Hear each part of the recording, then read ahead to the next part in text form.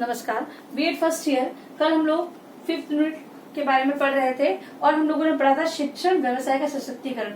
आज हम लोग उसको कंटिन्यू करते हैं कि किस प्रकार शिक्षण जो ये शिक्षक प्रशिक्षण कार्यक्रम है उसको सशक्त किस प्रकार बनाया जा सकता है, मजबूत किस प्रकार बनाया जा सकता है। तो उसमें किन किन चीजों को इंक्लूड करके, किन किन चीजों को समावेश कर इसको सशक्त बनाया जा सकता है या व्यवसाय से उसको जोड़ा जा सकता है। तो देखेंगे हम लोग शिक्षक शिक्षा में क्रियाशीलता की ओर झुकाव। अब जो शिक्षक शिक्षा है, जो शिक्षक प्रशिक्षण कार्यक्रम है, उसके अंतर्गत जो सैद्धांतिक पक्ष है उसको भी हम क्रियाशीलता से जोड़कर, मतलब कि उसको भी किस प्रकार कार्य करना है, क्योंकि जो थ्योरी में लिखा है वही हम प्रैक्टिकल में भी करते हैं। यहाँ पर वो लिखा हुआ मिलता है और वहां पर हम लोग स्वयं करके देखते हैं। तो ज्यादातर जो परसेंटेज है हम उसको प्रैक्टिकल में डालेंगे तो वो प्रशिक्षण कार्यक्रम व्यवसाय से जुड़ेगा, यानी व्यवसाय में आगे उनको क्या करना है, क्योंकि व्यवसाय में जाकर भी कार्य तो यही करना है, शिक्षण का कार्य, तो उसी को प्रशिक्षण कार्य में जोड़ दिया जाएगा तो क्रियाशीलता बनी रहेगी, यानी करके सीखने की भावना उत्पन्न होगी और प्रशिक्षण कार्यक्रम व्यवसाय से जुड़ेगा।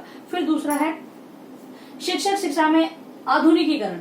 आधुनिकीकरण पाठ्यक्रम तो निर्धारित हो चुका है, लेकिन समय समय पर सरकार जो बदलाव देखती है, जो रिसर्च होती है, उनके हिसाब से पता चलता है कि भाई इस प्रकार हमें बदलाव करना है, तो वो एक सूचना प्रेषित करती है और उनके द्वारा हमें जो आधुनिकीकरण है, मतलब जो आधुनिक युग है उससे जुड़ने का मौका मिलता है। तो उसका समावेश करना चाहिए। अगर कोई बदलाव किया गया है तो उसको हमें एक्सेप्ट करना चाहिए, उसको हमारे व्यवहार में लेना चाहिए और आधुनिकता से जुड़ना चाहिए। तो इस शिक्षण व्यवसाय के प्रशिक्षण कार्यक्रम में वो व्यवसाय से जुड़ेगा। फिर बात आती है नवीन शिक्षण विधियों का प्रयोग। जो नवीन शिक्षण विधियां प्रविधियां आ रही है जो शिक्षण कार्य को सरल और प्रभावपूर्ण बनाती है, उन्हीं शिक्षण विधियों का प्रशिक्षण कार्यक्रम में उपयोग होना चाहिए और उनको किस प्रकार हमें यूज करना है वो सीखना चाहिए, जिससे प्रशिक्षण कार्यक्रम में वो व्यवसाय से जुड़ेगा।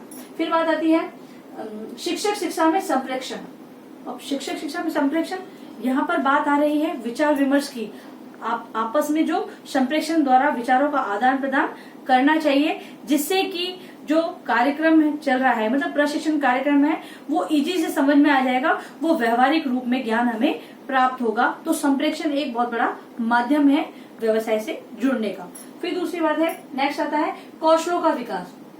अब जो शिक्षक है, प्रशिक्षण कार्यक्रम में शिक्षक आ रहा है, क्या लेना है, प्रशिक्षण लेने आ रहा है, वो शिक्षक बनने के लिए आ रहा है, तो उसके अंदर सारे कौशल का विकास होना चाहिए। किसके द्वारा, हमने देखा क्रियाशीलता, यानी वो कार्य करेगा तो कार्य के द्वारा उसके अंदर वो कौशलों का विकास होना चाहिए। प्रत्येक प्रकार का कौशल, कह सकते हैं कक्षा में खड़े होने का कौशल, पढ़ाने का कौशल, लिखने का कौशल, तो हर प्रकार का कौशलों का विकास होगा तो वो प्रशिक्षण कार्यक्रम व्यवसाय से जुड़ेगा। फिर बात आती है शिक्षक शिक्षा में मनोविज्ञान। मनोविज्ञान का सबसे बड़ा रोल है, क्योंकि मनोविज्ञान द्वारा हम बच्चे की मानसिक स्थिति का पता लगा सकते हैं। और कक्षा में यदि अगर किसी शिक्षक को बालक के मानसिक स्तर का पता नहीं है तो वो शिक्षण कार्य अच्छे तरीके से नहीं करवा पाएगा, क्योंकि एक अच्छे शिक्षक को कक्षा में एंट्री करते ही पता चल जाना चाहिए बालकों की स्थिति क्या है, कौन सा कब बालक पढ़ना चाहते हैं, कब क्या करना चाहते हैं। ये स्थिति एक अच्छे अध्यापक को, आदर्श अध्यापक को पहले ही पता चल जाती है। तो शिक्षा मनोविज्ञान का बहुत बड़ा रोल है। वही हमें अलग अलग टेस्टों द्वारा बच्चों के आईक्यू का पता लगता है, एक शिक्षक के व्यवहार का पता लगता है। सभी तरह से मनोविज्ञान बहुत ही व्यवसाय से जुड़ने के लिए बहुत ही आवश्यक है।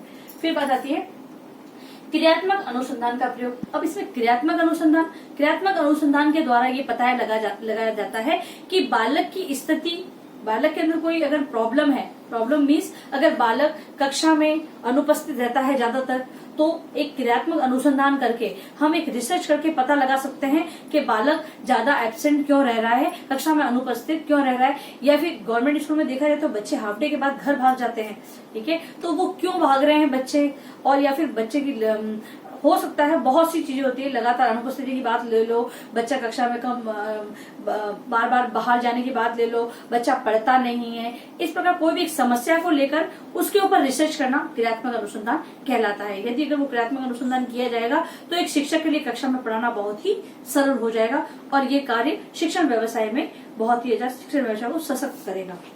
तो ये बात थी कि हम लोग इस प्रकार हम लोग इसको सशक्त कर सकते हैं।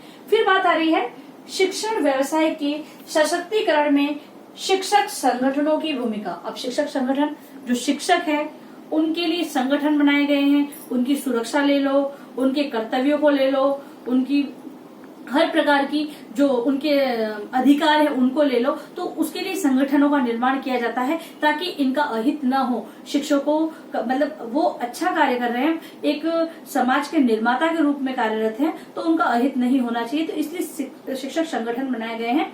तो हम देखते हैं शिक्षक संगठन, all India federation of teacher organisers. ये जो संगठन है वो राष्ट्रीय स्तर पर बनाया गया है और जो आज भी कार्यरत है, इसको वी.के.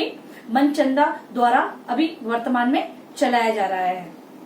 और ये दूसरा है international association of teacher education.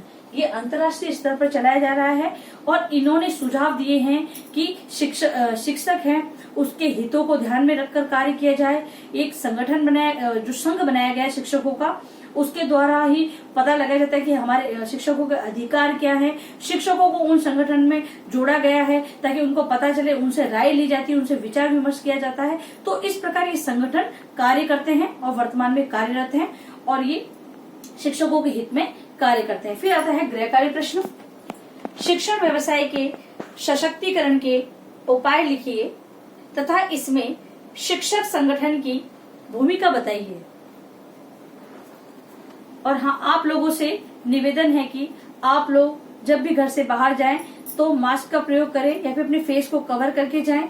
और यदि आप बाहर जा रहे हैं तो आपस में कम से कम 6 फीट की दूरी बनाए रखें। यदि आप सार्वजनिक स्थलों पर जा रहे हैं तो वहां किसी चीजों को आपने छुआ है तो फिर आप अपने हाथों को साबुन से अच्छी तरह धोएं या सैनिटाइज करें और खुद भी सुरक्षित रहें। अपना ध्यान रखें।